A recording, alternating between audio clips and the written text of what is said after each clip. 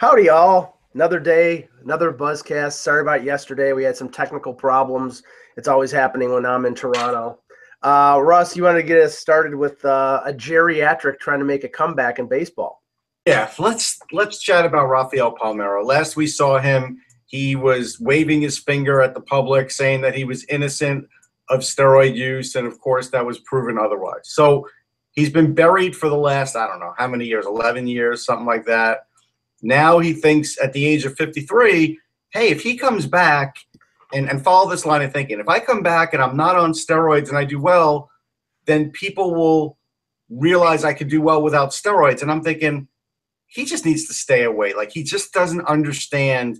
I floated this on Facebook, not because of the crazy part of him thinking he's 53 and can play in a league that really, if this were the 70s and he were Minnie Minoso, I'd say, yeah, you probably could do it. You can't do it anymore. Guys are too good at athletes, but I floated it just to see what the public sentiment would be for Rafael Palmeiro, and the answer is they still don't like him or trust him or don't want him in the game. I don't think people would like him if the entire world were wiped clean of all humanity and a new race started up. This is a guy. Okay, his resume. He should be a Hall of Famer. Let's sink in, Mike. Oh yeah. Well, no, I mean his resume. He has 3,000 hits. I believe he has 500 home runs. We suspect that there's been foul play, so it's hard to legitimize those numbers. Right, exactly. And he was known, and this is widely known, so I don't think I'm speaking out of school. He's widely known as being one of the worst teammates out there, who stole the wife of one of his teammates or had an affair with the wife of one of his teammates. So, honestly, go away. The steroids have eaten your brain, you idiot. If he comes back, he's got to bring Jose Canseco with him. It's a 2-for-1. You both, like, because Canseco still uses and doesn't care because he wants to look good. So bring him back. I know I'm a contrarian in this view, but in light of the Russia thing, in light of Lance Armstrong, in light of Ben Johnson, in light of everyone, just let him use the stuff. I want to see people. No. You know what, Ben Johnson? Thank you for bringing up Ben Johnson, because if there was ever a time where a guy was a complete phony and a hoax, it was Ben Johnson. He looked like he was shot out of a cannon when he won, and then after he was clean, he couldn't do anything.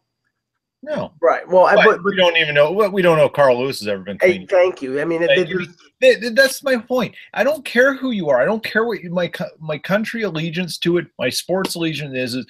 Sports is way more fun when people are doing incredibly insane things to achieve records and success. Let them all do it. Just to be fair, Palmeiro did guys with bats going up the side of the Swiss Alps, beating each other while they do it 100 miles an hour because they're so juiced up. Let them go. Give me the entertainment. No, that's wrong. There's a couple of reasons, but first thing is Palmeiro did fail a test in 2005, so he won. Apparently, that's weighing heavy on him, and I don't care. But the end of the day is I've spoken to enough clean athletes, especially from the old days. And by clean, I say, look, is anybody perfect? No. Did some guys do greenies? Yes. Do some guys drink, juiced up coffee? Yes. But at the end of the day, steroids is the one that really gives guys an amazing edge. And guys from the 70s who put up real numbers are very mad about it because it makes their numbers look ridiculous. When you had someone like George Foster, who was a big, strong home run hitter, the first guy to hit 50 homers in, I want to say, 20-something years in the major. Since Maris. Yeah, since Maris. So it was probably like a little over 20 years or right around the 20-year mark. And then all of a sudden, everybody was hitting 50. Like, it makes a mockery of the sport. The idea is not to try and cheat your way in the sport to get a better contract. The idea of sports, and I get this is probably a view that has long gone by the wayside, is to be able to compete at the highest level, enjoy what you do. Yes, you should be able to make good money, but you shouldn't be cheating the other guys around you, because that's what you're doing. If I'm a pitcher and I'm not cheating and I'm throwing to a hitter that is cheating, like Pedro Martinez did as an example, it makes it a lot harder. So that's the part that I think is – well, that's what clouds this era, Russ, is the fact that some of the hitters, they've proven to be cheaters. Guys like A-Rod, who, we know took steroids. But there's an argument out there that pitchers out there, I mean, Clemens is the obvious, but there may have been more that were wasn't Schilling also doing it too? I hadn't heard. I don't know about that. I hadn't heard Schilling, but I mean, just based on his Twitter account, he might have been just because. That's the argument. The argument justifying that the hitters justify is that some of the pitchers were doing it too, and now all I know is that guys like Clemens and Bonds, they keep going up in the ratings in terms of getting into the Hall of Fame, and that's one of the reasons why Joe Morgan wrote this letter last month. Basically begging people not to vote for these guys. And these are the players, Morgan is from an era where, essentially the only performance enhancing drugs were amphetamines. And that doesn't help you. That helps you stay awake. It helps you, keep going. It doesn't help you hit the ball out of the park. No, and I get what Joe Morgan's saying too. And I did write my first book actually called Strike Three, which deals with a player who did take steroids. And I spoke to bunch of players, ones that did, ones that didn't, had all these philosophical conversations. But at the end of the day, what I linked in the book was what it did to the contracts in the league and the incredible amount of money these guys were making. And then after they couldn't hit anymore, were still making. Yeah. That's a problem too. That rarely gets talked about. And the cautionary tale, I mean, for the point of view, and, I'm not slamming you here, Peter, because I know a lot of people who say I don't really care what they do as long as they hit the ball out of the park. Yeah, but a guy like Lyle Alzado in football, or a guy like Ken Caminiti in baseball, or even in wrestling, a guy like Chris Benoit. I mean, steroids have a detrimental effect on their lives and can have an effect on the lives of others as well. Absolutely. But I mean, this could go on forever.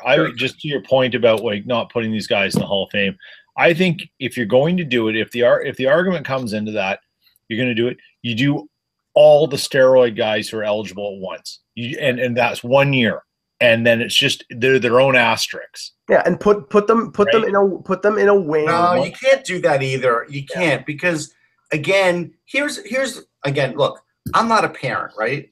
But if I were, or if I was bringing in someone else's kid, they said, hey, Russ, can you watch the kid for the day? And I'd say, yeah, we're going to the Hall of Fame. Let's say we do that. And the kid goes and looks at everything and goes, what's over here? Oh, this is the cheaters wing, Bobby. Oh, yeah, why? And then I explain it to him. Then he goes home and the parents call me up and they're going to say, why the hell would you show my son this? Like, why would the cheaters wing only satisfies middle-aged men? It's not a good look otherwise. No. You know what? That's like, oh, look, there's no violent crime. Let's just turn off the news. Oh, that's. No, I'm not saying that, but cheaters. Aren't you having, I mean, don't be a cheater, Bobby. Don't be a cheater. You're basically saying this is end up like them. No, but you're basically saying this is where cheating pays off because they got to the Hall of Fame cheating. That's great. That's a good message. I'm sort of inconsistent here because I'm not in favor of the steroid guys being in the Hall of Fame, but I do believe Pete Rose and Shoeless Joe Jackson should be. So but Pete Rose can't be because because he agreed to the ban. But I'm saying that that's that anyway. Okay, let's get the show started. Peter, you'll start the intro. Hello, Hockey World. Today is Thursday, December 7th, 2017. Hi, I'm Peter Tesse from the balmy city of Winnipeg. I'm Russ Cohen from Sportsology. It's cold here, too. And I'm Michael Lagello, and it was supposed to snow in Buffalo, but it didn't. And this is the HockeyBuzzcast here on HockeyBuzz.com. I guess, fortunately for them, the NHL owners or the Board of Governors are down in balmy Florida discussing a number of issues. And why would they go to Winnipeg when? Well, that's true. I mean, they can't play golf in Winnipeg right now. Sure. No golf. Of course not. And the mosquitoes are big too. But okay, some news coming out of the Board of Governors meeting. Just a few minutes ago, Pierre LeBrun of The Athletic and TSN tweeted out that NHL Commissioner Gary Bettman would not confirm that the Board of Governors have discussed Seattle as a potential expansion destination, but there is some indication that it was discussed. Now, for those who had missed, that's completely shocking, Mike. Right. This is like big news here. For those who didn't hear earlier in the week, thanks for stepping on my story here, Russ. Seattle passed 6-1 a vote to fund the renovation of the Key Arena. It is scheduled to be done by 2020, which I think for the NHL would be perfect in terms of expansion. It would give them enough time to maybe set things in order. It's not a right away type of thing. But it sounds like the NHL wants to go to Seattle. Seattle wants the NHL. There's an ownership group in place, and it's not just a matter of how or if, it's a matter of when. Russ, I see. I don't have a problem with this. I think Seattle can work. I don't think anybody has a problem with it. I did post an article that shows the turmoil that Seattle was in, even voting for this, because not everybody is for this. Only the sports fans there, and you'd be surprised how many non-sports fans there are that were fighting this. Now, all that said, I did see someone unveil a Supersonic shirt today, and here's the thing: this is the complicated part of this conversation that's hard to get across, but the NHL is not going to make a move until the NBA says we're going to put the Seattle Supersonics there, because then they'll have a guarantee of basically of bargaining. Because I don't think the NHL is going to want to be the first to go into the, even if it's renovated, Key Arena. They're going to wait on the NBA. From what I heard, the NHL wants to go in there first because they want the, like, obviously if there's a shared arena between an NBA and an NHL franchise, it's whoever is the primary tenant of that building. And if the NHL gets in there first, they're going to be the primary tenant. They'll get the best dates. Like if all of a sudden Vegas gets an NBA team, Peter, that NBA team is going to have to conform their schedule around what the Vegas Golden Knights are doing. So I think there's a benefit for the NHL to get in there first. And I don't think that there's a great movement right now in the NBA to move a team back to Seattle. I don't see, unless Sacramento just built a new building. So I don't know of any markets that are looking to move to Seattle right away in the NBA. I mean, I think you're looking for both sports 4 years down the road. Yeah. What I was uncertain of with this announcement is there's been talk of, well, because the arena gets done, it makes the NHL available. Well, okay, that's a logistics issue. Right. But who's the ownership group? Who's expressed ownership in a team? It's backed by Tim Leiweke, the former so who's funding that? Yeah, but he hasn't had – there was a councilwoman that basically said, Mike, they haven't had meaningful talks about the NHL really going there. Exactly. Yeah, so I've long said, being from Vancouver, I've long said this is a disaster waiting to happen. And I know I'm the lone contrarian on this. I like to play the role sometimes, but Seattle's a funny place. It's a great city. I was there 3 weeks ago to watch the Seahawks lose to the Redskins. Just don't talk to me about that. Or a month ago. Anyways. And it's a wonderful place. But it's a place that people are really easily distracted with. Mm-hmm. You have the Seahawks here. So they're your top dog. Right. Then you're the Mariners. Oh, I don't know. Is the soccer team ahead of the Mariners at this point? They might be. And I was going to say, and depending on how you view it, you have the Sounders in there too. Yeah. Now you have a top team in college football in the Huskies. You now have the Huskies who just knocked off, I think they knocked off Kansas the other day, the basketball team. The basketball team's rolling. That's 5 things before hockey. Yeah, I don't. Outdoors. I don't think college football and college basketball will. Have you seen Husky Stadium? It's massive. No, I'm not saying that they don't paintball either, Peter. But anyway. Yeah, I mean, I'm not saying Seattle's a funny place that way. I'm not saying that they won't. They'll draw. I think they're sort of different audiences, and there's. Mike, I'm just suspect of it. And yet you'll get some draw from, the 4 games a year or whatever it is. The Canucks come down. You get Canadians coming down, just like when the Blue Jays show up for the Mariners. Sure. It's a big party and blah, blah, blah. And that's great. But what I'm saying is when I say it's not a bad idea, it's going to be a train wreck. I think what you're going to have is another NHL welfare team that comes in and eats up revenue and doesn't contribute. Right? It's not a net. I don't think that would be the case, because I think they would actually have a legit rivalry with Vancouver, and Canadians would come It's a 2-hour ride. I've done it. It's not bad. Russ, I lived there. I used to drive to Seahawks games all the time as a kid. Okay. Like, I know. But the problem is that that's not every game. Right. It's not every game. It's not every game. So, well, and I've heard the pluses and minuses of a potential Seattle expansion team. I mean, there is hockey history there with the Thunderbirds of the WHL. I mean, it's not, there is some, there is an awareness of hockey. It's not like they're last time anyone cared about the Thunderbirds was when Peter Nedved defected to them. No, that's not true. There were a lot of people that cared when Barzal played and won a championship. Yeah. That's not true. That's pretty recent. But yeah. I mean, the NHL is talking about the next expansion team being not $500 million like Vegas, but $600 to $700 million. So they're seeing a financial windfall here. That's what NHL team sells for $500 million right now? Well, it's you just happened to mention that at the Board of Governors meeting today, there was a discussion between the current owner of the Carolina Hurricanes, Peter Karmanos, and Thomas Dundon, a Texas billionaire who is the prospective buyer. And if it's approved, he would buy 52%, so a controlling interest of the Hurricanes. And according to Nick Kyprios, the value of the Hurricanes currently is just shy of $500 million. Now, this is a team. This is a team that won a Stanley Cup 10 years ago, and a team that has some pretty good young players, and they're not even worth the amount of an expansion team. Yeah. Nick There is one reason I heard it online, Peter, and then I'll let you go because you're better at financial guys. But part of it has to do with debt too. Yeah. Yes. Yeah, you're taking in some debt. You're managing the debt. That'll be interesting to see what they're paying for on the debt. Right. But the thing is, Nick Kyprios went and jumped on the computer, looked up the Forbes NHL valuations, and came back and figured that out. That's how Nick Kyprios got that number. Of course. And the Forbes ones are very dubious. They take in a whole lot of. Yeah, I hear they're not exactly accurate. They're not accurate.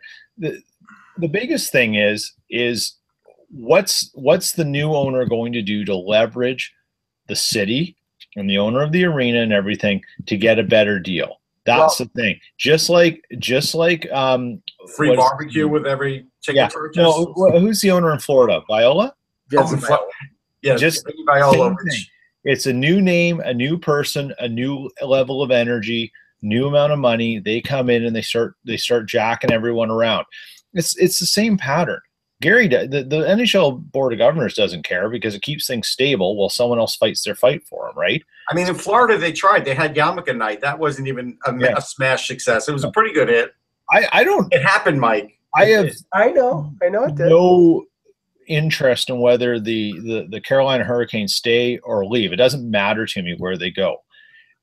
All I think, if I sit on the Board of Governors, is what's a revenue drain on my overall operations and cost me money?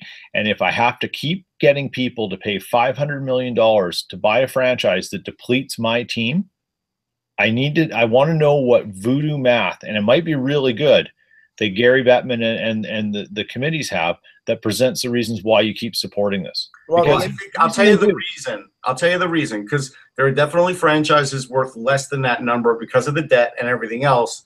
But when they value, they're really valuing on equity. And so that's the part that's really tricky, right? Because it's like you own in a house in a really good market, but then what if all of a sudden, like overnight, the market goes bad?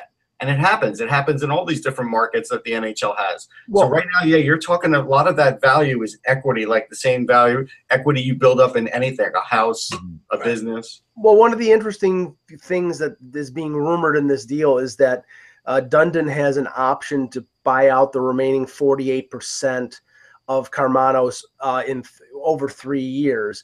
But from what the indications are, he'd be essentially paying off the debt, and that would be buying out, that would act as buying out Karmanos, because Karmanos has built up a significant amount of debt. So, I mean, this is sort of a bailout of Karmanos, if you ask me. But the overriding thing here is that the new owner is promising to keep the team in Raleigh. There's no, now we know that those promises are sometimes not worth the paper they're printed on, but you know, we've got, and this is a Texas billionaire. All of a sudden, in the last month or so, the name of Houston has come up as an option potentially.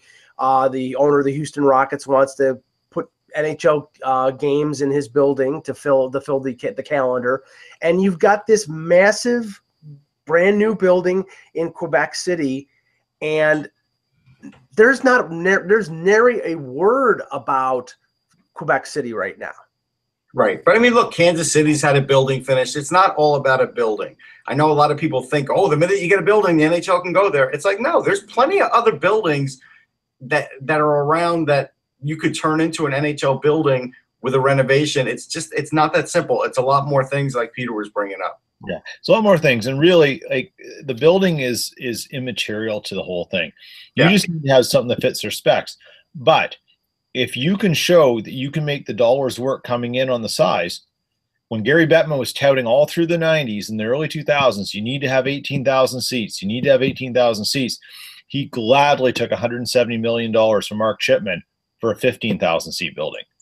Yeah, right. And like I'll say it's all about the price of the ticket that people will pay.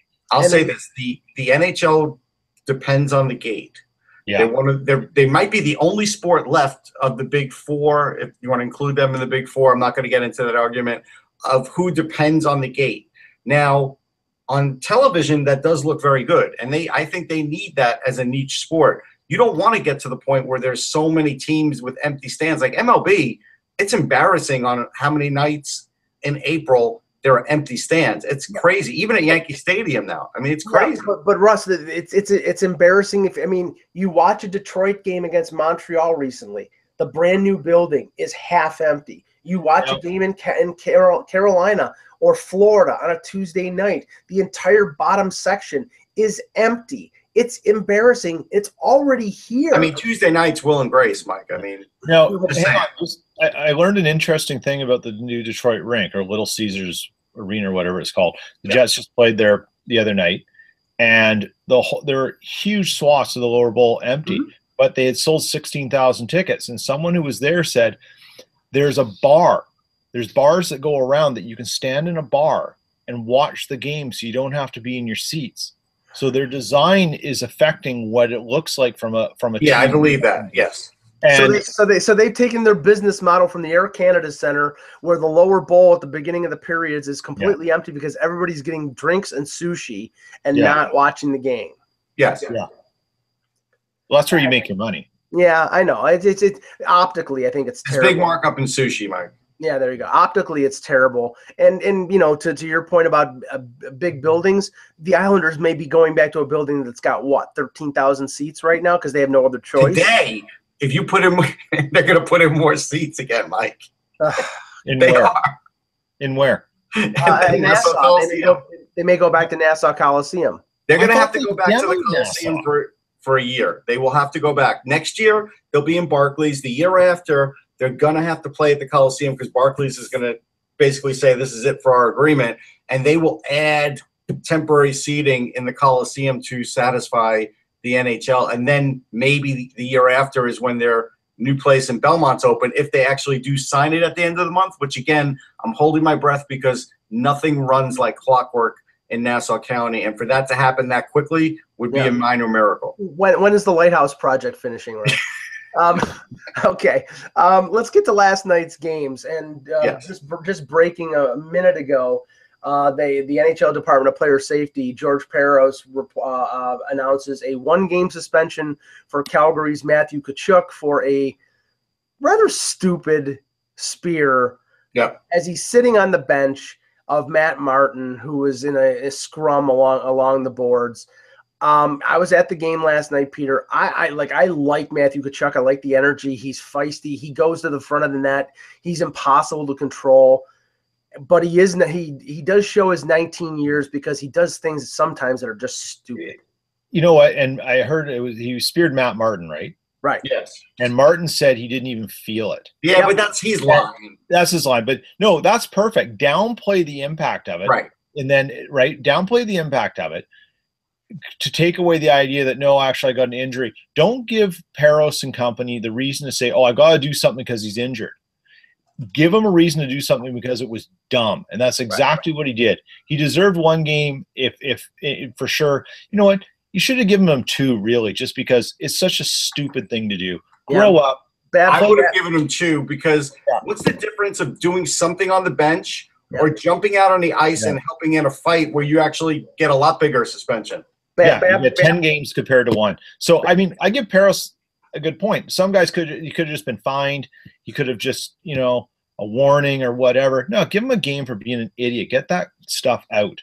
Like Babcock called it junior hockey stuff. And, and that's the thing. It's like he had a very effective game. It was like, I mean, Jake Gardner probably had nightmares last night because every time Tkachuk was on the ice, he was going to the front of the net, and Gardner cannot control anybody from going for the front of the net. So it was, and he interfered a couple times with Anderson. He's a tough player, a tough matchup. He's immensely skilled. He's fast. He's big. He's strong. But there's a disconnect sometime between the impulse in his brain and his hands and his feet because he just makes stupid mistakes. On that game last night, now, Mike, you were at the game, so I don't want to know if I just want you to confirm that there was no TV trickery going on. But in overtime, which is a great overtime, tons of fun. After 60 minutes of boring regulation, yes. Now, confirm this. Babcock put out Hainsey, right? Ron Hainsey was on the ice 3-on-3 overtime. No. I'm pretty sure he was. Yeah, no. The only defenseman he put out were Zaitsev, who's 22, not 2. So that's probably where it was. Zaitsev, Riley, and Gardner. I'm going to check right now. Yeah, I mean, I'm sure Hainsey was out there. I'm fairly sure it was 22 Zaitsev. I'll tell you what, though, that game for me was, again, the reason why I would not have Matt Martin playing every day, because the penalty he took put them behind the 8 ball. I know the argument is, hey, well, you should be able to score more than 1 goal to win games, but some of these games you can't. And that's a bad penalty to take. And I would rather have a guy like Kasperi Kapanen playing than Matt Martin, who's going to score me 13 points this year and protect guys. Because tell me, who did he protect from Matthew Tkachuk? Nobody. He took the spear. So he that was Matthew Tkachuk taking the initiative of being stupid. I mean, that wasn't. Who is he saving? I want to know who he's saving on the Leafs Russ, he's a deterrent, and this is the thing. And I use the example. You look at Calgary right now. You've got, I'd say, 2 or 3 forwards. Sean Monahan can stick up for himself. Brouwer, a couple other guys, Tkachuk being one of them. And then on defense, Giordano doesn't get pushed around. Hamonic doesn't get pushed around. There are guys who will stick up for themselves. On the Leafs, Nazem Kadri will lay a hit every once in a while. Komarov is an instigator, but he doesn't fight.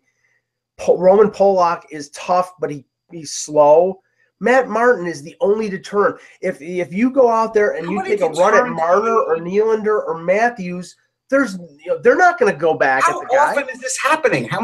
It can happen. No, you know what? You don't know if it's not going to. You don't know if it doesn't happen because Martin's there. I'll tell you what's not happening, right? For all the people complaining about the slashing penalties, I'm in the midst of writing a magazine article that involves Johnny Gaudreau, and you could pretty much call it the Gaudreau rule because 2 years ago Gaudreau was high in points and everything else. He had like 68 points, something like that. And they broke his. They slash him. They break his hand, And basically, it got to the point where defensemen and other players were using that as a defensive play, especially if somebody was fast and they couldn't catch them. The best thing to do was slash them. Well, they can't do that now. And my point is, it's not that easy to take runs at players anymore based on the rules. So why have a dead spot on your lineup? Yeah, I agree with Russ. And you know what? There's name a deterrent on 30. Yeah, I mean, Ryan Reeves is like one guy in Pittsburgh. Yeah, there's not that many. Well, there's not that many, but what I'm saying is most of those lineups have players throughout the lineup who will stick up for themselves. And right now, the Leafs don't. I don't see Mitch Marner. We're not talking about sticking up for themselves. We're talking about being pushed around, and you saying they're saving their players from being run. My argument is they're not getting run every night. And it's not hurting them. You don't know that they're not getting run because Martin is on that roster. So he's like the scarecrow standing there for 8 minutes. Yeah, exactly. The only thing that's happening with Martin is he's getting speared from the bench. Yeah. Well, and by the way, that's what he did. I just checked. Ron Hainsey played a 1:29 shift in overtime. Yeah. Wow. Okay. With Marlowe and Marner. Really? I thought that was Zaitsev. Okay. That's a speed line right there. It's a speed with Marlowe and Hainsey. But this just shows. No, you know what? You're in thinking about it. You're right, because I commented to a fellow reporter. I said they should put Dominic Moore out there, because then you'd have a 35+ shift in overtime. Yeah. But okay, so the Leafs win 2-1, and the one thing I can take from this game, because it was a pretty boring game. The overtime was excellent. The shootout is a shootout. I can't stand shootouts. Yeah. But the thing I carry from this game, Mike, there was a big jumbotron moment I saw. Oh God, don't even go there. The thing people don't know, Mike's picture was on the jumbotron yesterday. Thank you, Russ. I really wanted to accentuate that. The thing that I carry from that game is that Frederik Andersen faced 48 shots, made 47 saves, was the first starter of the game. He has faced the most shots in the NHL. He's made the most starts in the NHL. And Babcock is only resting him in second of back-to-back. So he's on a pace to play 68 games. Now, he played over 60 last year. Peter, I think that's too much. I think a starting goaltender should play 60 games, and they should find, if they don't have enough confidence in McElhinney, they have a couple young goalies, or they have one, Calvin Pickard who's got NHL experience. They should call them up and have them play every once in a while, because I think playing 68 games is just, I don't think it's wise. I don't think it's wise, and I think it's it just, there are goalies who have been able to do it. But the game has changed a little bit. I think conventional thinking has changed around the idea of how you use that player. And I mean, it's funny, back in the early season, right, particularly before the home opener where the Jets hosted the Leafs, Paul Maurice was talking about Mike Babcock and some of his thinking and his appreciation of him. And what's Maurice doing tonight? He's putting Comrie in for a second NHL appearance. And he specifically said it wasn't about how Hellebuck played against the Wings. It was because we're looking at him having played more than we planned him to play. Mm-hmm. So we've got to pull back, and it's managing his keepers. And I think it's a really important thing, depending on who you have. But you also have – it's not just so much the usage of your number one guy, and Andersen is clearly a top number one goaltender in the league. Mm-hmm. It's also making sure your backup is ready to play when you do have to lean on them, and you can't just always be hoping to have the success Vegas had by just wheeling guys out there as soon as one goes down.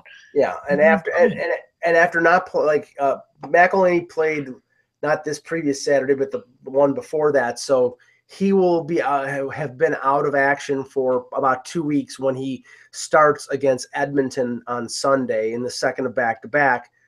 And then he plays again later in the week when they play back-to-back Minnesota and Detroit.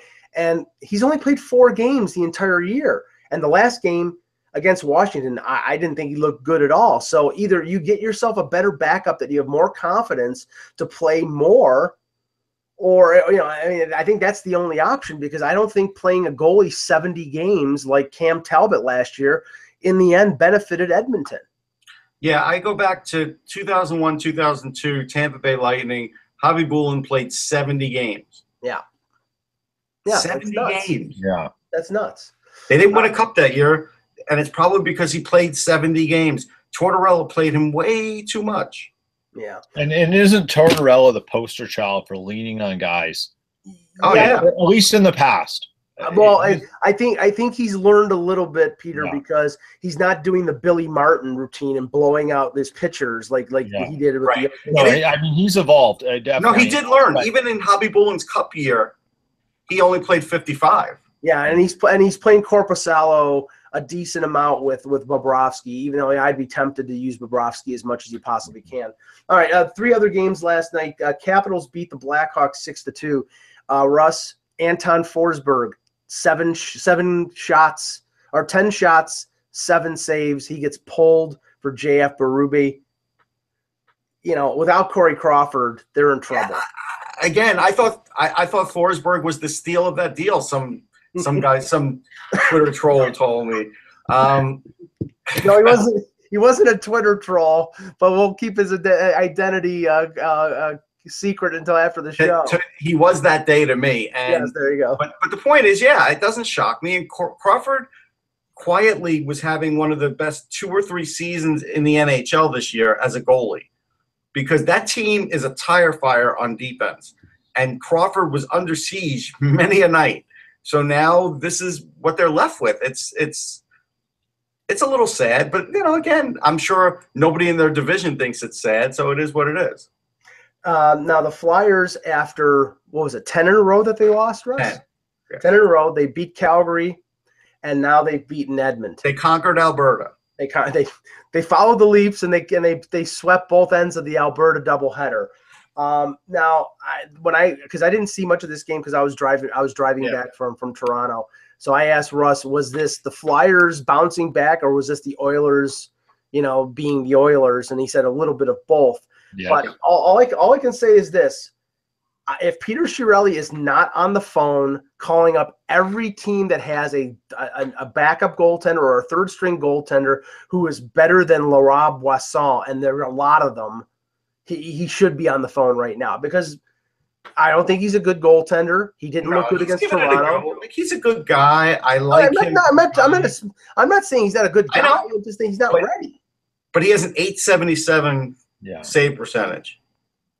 And the longer this goes on, the harder Chiarelli's going to get squeezed. Oh yeah, and on a goal. And there's teams that have goalies.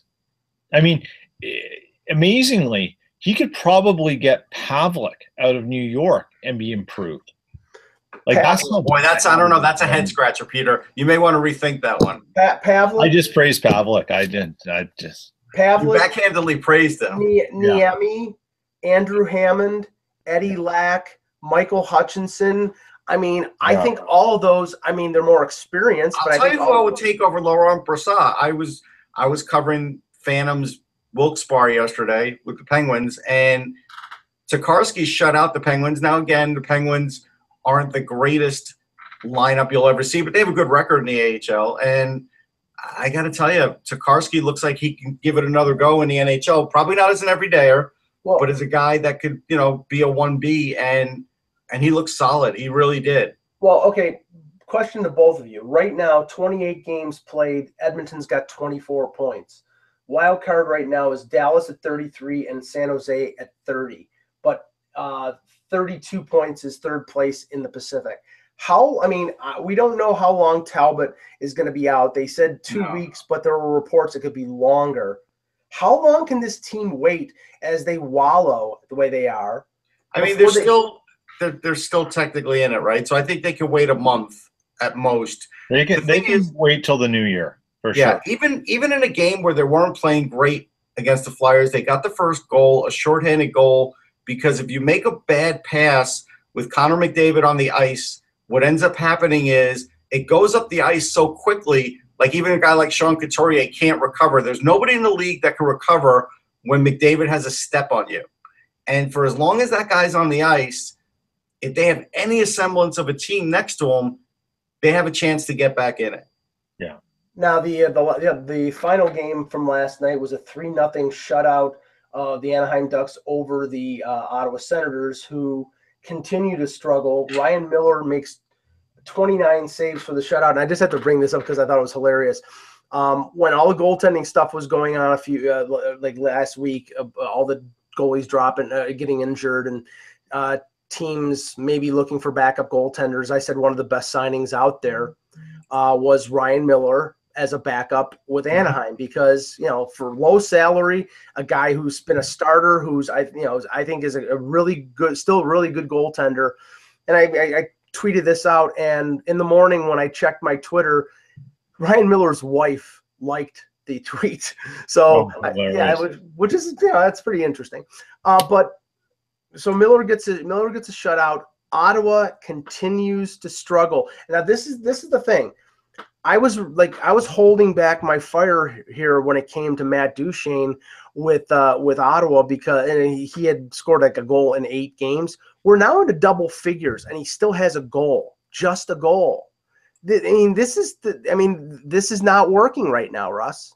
Yeah, but I'll tell people what I told you offline, which Peter will remember too.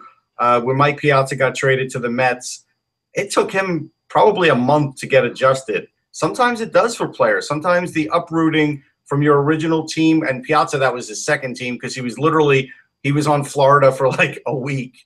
But sometimes the uprooting really affects the players. Like, we think they're robots and they should just automatically pick up where they left off. But he's a newly married guy. Yeah. He's, there's a lot going on in his life, and I'm sure it's affecting him. Go ahead. I was just going to say the other thing too is, everyone's waiting for Duchene to take over. Where's Erik Karlsson?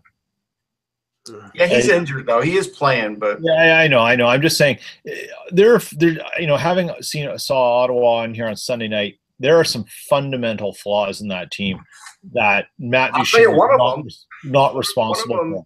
One of them is their coach Guy Boucher having an 80-minute practice the other day. Yeah.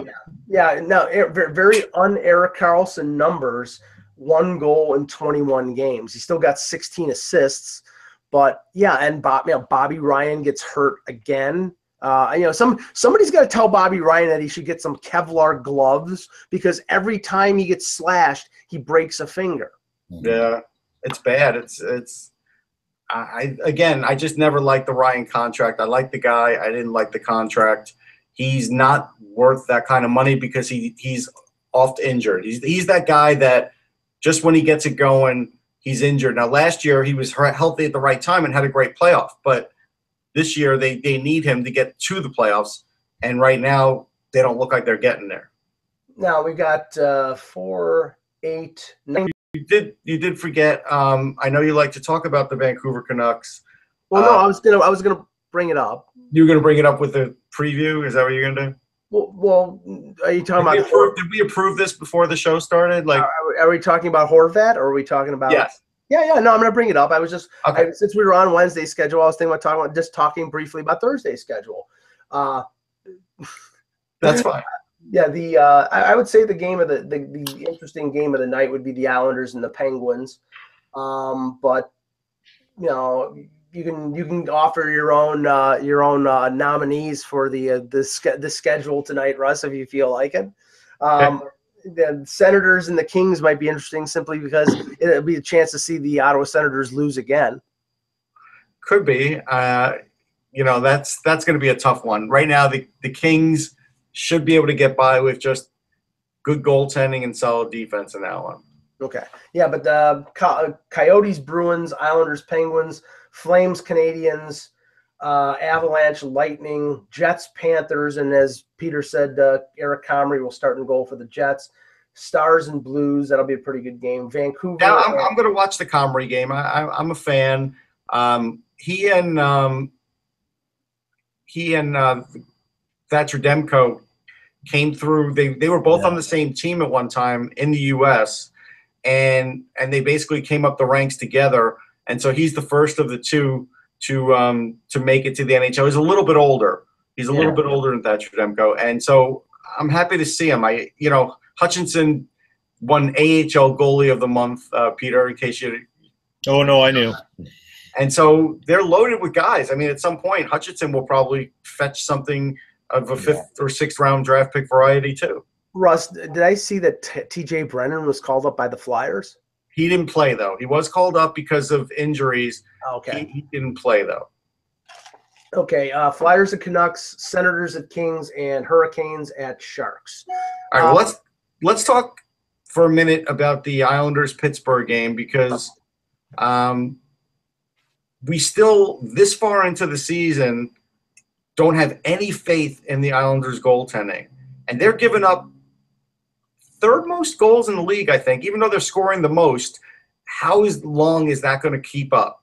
This team loses 2-3 leads a game sometimes, and that's going to wear on them. It is. And Halak and Grice, they're interchangeable, man. Like, Well, okay, I see good play out of them. I see a lot of bad play, but I don't see a difference between the two. But here's the question: is there an answer out there in terms of a trade of upgrading from Grice and Halak? No, they have to upgrade their defense because Dennis Seidenberg can no longer skate the puck up the ice. He passes the puck up the ice, and it's a detriment because while he is a really good passer, you can't get away with that as much anymore in this league. He's sort of like the Jeff Bukaboom of this league as far as not being able to have the legs to get him through anymore. He's smart, and he can pass well, and he can defend when the puck's in his own end, but everything else is a problem for him, and it's a struggle.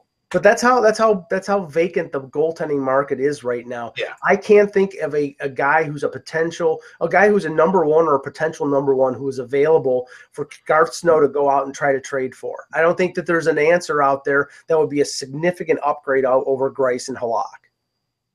No, I would tend to agree with that. I would. Peter, I mean, Winnipeg was in this situation, the last couple of years. They had Pavlik. Yeah, they had Hellebuyck, and I think they thought Hellebuyck was going to be their number one, but they were in a situation where they had to ride Pavlik. I mean, you look out there. I mean, last year there was Ben Bishop, and he got traded. But right now, if you look at the unrestricted free agent goaltenders, there's nothing there. No, it's thin, and the Islanders just never seem to. Whenever they want, they've got. Remember last year they carried 3 goalies at one point. Oh yeah, right, and. Whenever they seem to need goaltending, they have goalies, but the goalies are never playing like they need them to. Right? It just seems to be their curse. And, for whatever the reason, it just never, like the timing never aligns for them. And, we talked about Barzal before, and he looks great. He really does. I mean, this is a real boon for them that he is developing at a fast pace. I mean, like I said, I think if last year they were in the turmoil they were in, he probably could have made it last year. But this year, he looks fantastic. But the defense does not look fantastic. Nick Leddy does. Nick Leddy is tremendous. But after that, and Boychuk's out tonight, how many goals are the Islanders going to give up tonight? 5? Probably. Very possible. Okay, some quick hits here. Barry Trotz, the Washington Capitals coach, had some interesting things to say about former player Kevin Shattenkirk. The Rangers play the Caps on Friday, and Trotz said of Shattenkirk, I think everybody thought of him as a 1-2, and he really wasn't. He was a little lower. Shattenkirk responded, I think I'm working towards being a top pairing defenseman. I think there's a lot more room for me to grow. I think I have to handle those top-end matchups a little bit better. It doesn't sit well with me. It's nothing that you enjoy hearing, but I think there's a lot of people who would probably think that about me. I like to use that in my favor and try to use it as something to keep me boosted and prove people wrong. Russ, I've never looked at Shattenkirk as a top-pairing defenseman. Nobody has. Nobody has. So I don't know why. I'm not even sure even when I went through, scouting the guy when he was younger that I knew he'd be a top power play guy, and that's what he is. Look, at the end of the day, his defense could always be better. It was, he was an all-star a couple of years ago. He's Sheldon Surrey. Yeah, he is Sheldon Surrey without the fancy shot. Mike Green. But he has 20 points. And at the end of the day, teams would kill for a 20-point defenseman in 27 games. That's all he needs to worry about, honestly. Yeah, at this point, how old is Shattenkirk now? 30? 29? 28. Yeah. What more does he think he can be? I mean, you always strive to improve. Yeah, I think that's all it is, Peter. I think he's just striving. And I think his response and stuff is very it shows a lot of humility about him and understanding. I think he said something very respectful there. But at what point, should a coach and a GM sort of say, this is what he is. If we get more out of him, that's fine. But we shouldn't be expecting more and then holding him accountable as something that's unreasonable. And Shattenkirk is what he is. And I don't think that's should be fooling anyone. And remember, when Washington made that deal last year, it was perceived as being a little bit of a blocking deal, preventing him from going to the Rangers, preventing him from going to the Penguins. And if you looked at what Trotz did with him in the playoffs, he played Nate Schmidt more in the first round than he did Shattenkirk. So I don't think this was something that Trotz was on board with from the very beginning. So that I remember. Look, Shattenkirk even had a fight with Malkin this year. Yeah. So, he's doing his all. He is, and I'm fine with what he's producing. Yeah, Mike, that's an interesting point, though. Just one last thing there is if Trotz wasn't on board with it, and you talk about usage in the playoffs, then the coach has to overthink something because he didn't want to have to think about it, and that's not something you want to put your coach in a situation. A situation your coach is in, have him start overthinking things when you never had to in the first place. Right. Something else, Mike. Yesterday, the Rangers signed Marek Mazinek to a deal. And right now he's in the AHL, and they're solving AHL problems. But Andrei Pavlik is still an NHL problem for them. He did win against Pittsburgh, but that game was just ugly to watch. He was flopping everywhere. Mm-hmm. At some point, if he were to go on another losing streak, it wouldn't shock me if he got relegated and Mazinek became the backup.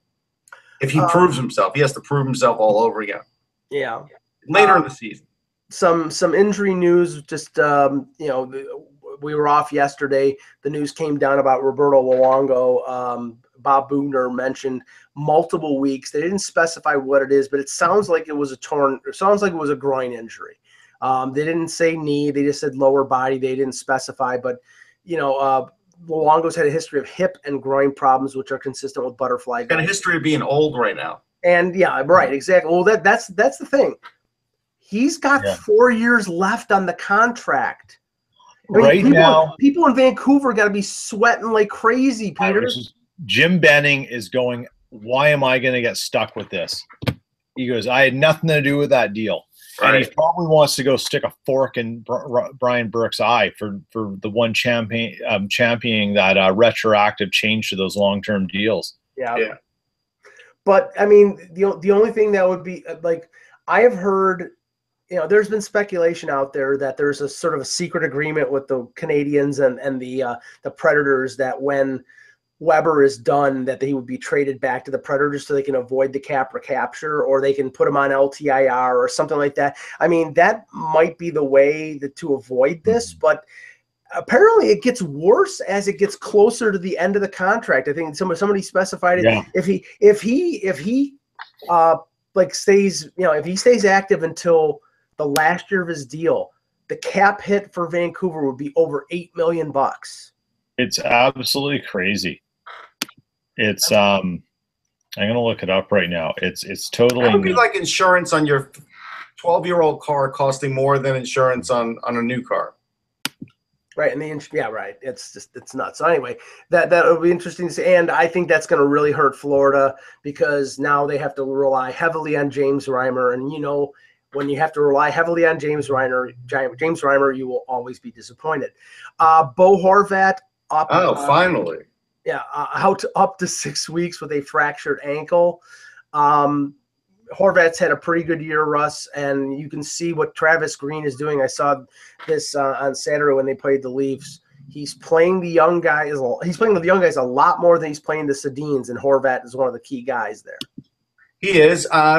Jake Virtanen's doing pretty well this year, and maybe this Besser kid could bring up the slack. I know he's not doing much, but listen, it seems like it's a death knell for them, but I got to give Travis Green credit. You knew I was high on him before he got hired. Mm-hmm.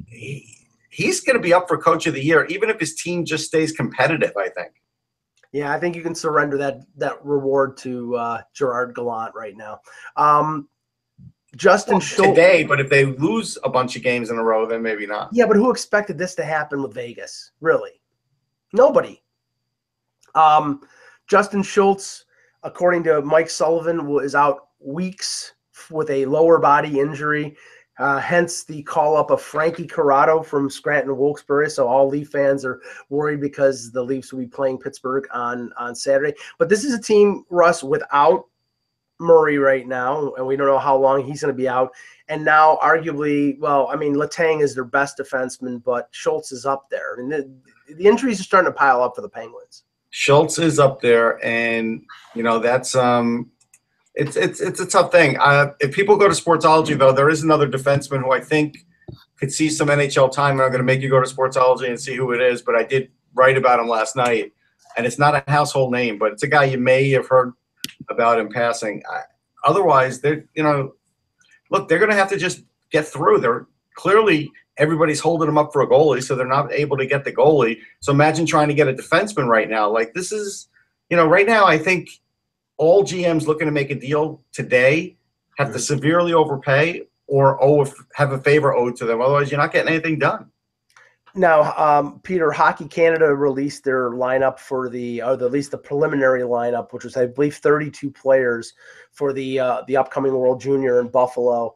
And I was on the conference call yesterday. And I thought fairly humorous because one of the players who was a notable omission was Owen Tippett, the first-round pick of the Florida Panthers. And when a reporter asked, I can't remember whether it was the GM. It was Sam Constantino asked. No. Who he asked. I'm not sure if it was the head scout or if he asked the. Yeah, I think it was McEwen. Right. He asked them why they didn't choose Tippett. He didn't want to answer the question. He basically said, "I'd like to talk about the players that we did choose rather than the guys that we didn't choose." So he didn't want to go into the reasons why he didn't select a guy who everybody thought was going to be on the roster. That being said, Canada is a pretty loaded lineup. They look pretty good. We'll talk a lot more about the World Junior as we get closer to the tournament starting on December 26th. But I don't know if you caught the selections, Peter, or if, no, I have. I knew they were out, and I'm going to look them up right now. I haven't seen what they are. Yeah, and the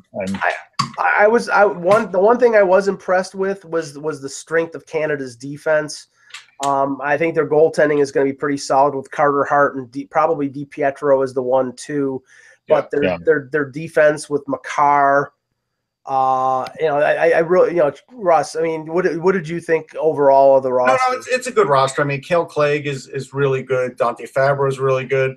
Makar, those three as a solid three are solid as you can get. But overall, I think their goaltending is excellent with Carter Hart. I think they may have the best goalie in the tournament. But the thing is, I still look at the other teams, and boy, the U.S. has a great blend of size and speed that I don't even think Canada has. And clearly, Canada, I wrote about this on Sportsology too. They left out, besides Tippett, and I'm sure you said Morgan Frost, and Frost got another couple points last night, so he's up to 44 points. I mean, it's sort of embarrassing that he's not even there. So they're trying to push this, well, we have certain guys for certain roles agenda. That's the message that I got on that call. And that's the old way of thinking about it. If I had a team and I was running it, I would have 4 lines of my best possible players, and I would tell the guys, you are playing based on merit. There is no number 1 line, number 2 line. There is no number 3 line. There is no grind line. You guys will get out there as I see fit, and I think that's how they should be playing this tournament. I think Canada, the one thing I give them credit for is they actually had a bigger camp than the U.S. They had 32 guys, which usually they have a smaller camp. The U.S. had a smaller camp at 28 guys, but they have a lot of returning guys. So, but we know, see, and every country has their tendencies, and we know from what Canada had the summer showcase, the World Junior Summer Showcase, the team that they selected in July and early August. And in relation to Frost wasn't on that team. He wasn't on the OHL team that played against Russia last month. So he wasn't in the pipeline. Now, they did select players that didn't play in those tournaments, but he's 18 years old, and I think that's the overriding factor. I'm tired of that. I know, but that's the way. I mean, that's the way USA. Well, Canada has a tendency of losing. Canada has a great tendency of losing in the World Juniors now too, because they're losing a lot more than they're winning. The talent gap is closed. It's so much at the top end of things, particularly with the European countries. There's a minor revolution. It's amazing. Yeah, there's a minor revolution going on within the trickle-down governance of Hockey Canada now about how to get kids to be better skilled players at an earlier age. It's wreaking havoc on hockey associations. There's lawsuits in the Greater Toronto Hockey League right now. It's crazy because they're recognizing they're falling behind. And one of the things is Hockey Canada is a massively cumbersome organization that has a lot of power over things for one particular reason. They sanction leagues. They provide insurance coverage for players through a massive group policy. Well, what happens when you see other countries develop and stuff like that, develop their sports programs to compete with the giants? They take all the good coaches. So now you liberate all these people who have been involved in a program under Hockey Canada. They've got carte blanche to think in new ways, things they could never do before. And what's happened? The Finns have caught up. The Swedes have caught up.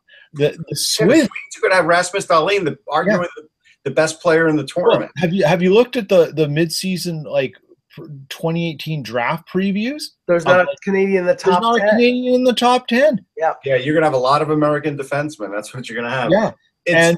And these other programs that come from Hockey Canada needs to have have a bit of a kick in the pants about they've created their own problems. They're trying to correct them, but it's not being met very favorably. Yeah, Finland's going to have a problem in net, I think.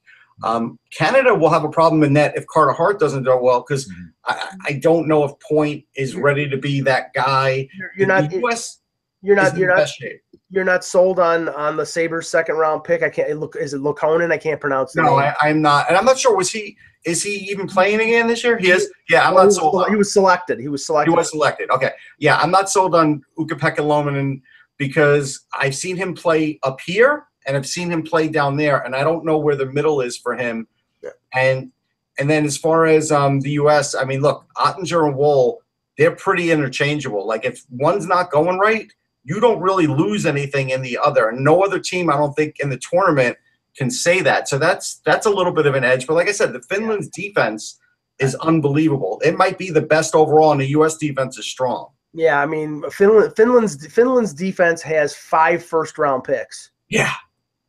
And then you got Heiskanen, you got Valimaki. It's just Vakanainen, Ulevi, Jokiharju. I forgot about Valimaki. Yeah. Robin Salo, and then the kid that the Leafs drafted in the second round, Rassinen, who's having a really good year with Kingston, and he's 6'7" and 230 pounds. So that's the one thing. If you break down the U.S.'s forwards, they got some big, fast guys. If Logan Brown makes the team, remember Logan Brown didn't make it last year. We all thought he should.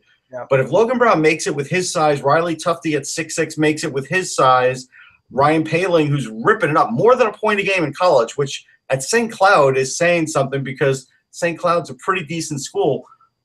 At 6'2", I mean, they're going to have their fast guys, their big guys. You might have Yamamoto on the same line as like Casey Middlestat, and they're not even playing center. Like Logan Brown might be the center. They've all played together before. We watched them play in the under-18s when they won a gold medal. So that could be a tremendous line for them. As I said, we'll probably be talking a lot more about World Junior. Maybe. I'm not really paying attention. Yeah, no. As we get closer, and the tournament is in Buffalo, so I'll be on hand. Within walking distance of the rink because it's supposed to be getting plastered with snow at that time. Yeah, well, I will not be within walking distance of the Anchor Bar because hopefully it'll be closed by the Board of Health. For Peter Tessier. Wait. Just because there's a lone little voice in the chat room, I want to say that we acknowledge the Devils are in first place. Now you can end the show, Mike. Go ahead. There you go. Thank you. For Peter Tessier, for Russ Cohen, I'm Michael Agello. Thanks for watching. And remember, without the buzz, it's just hockey.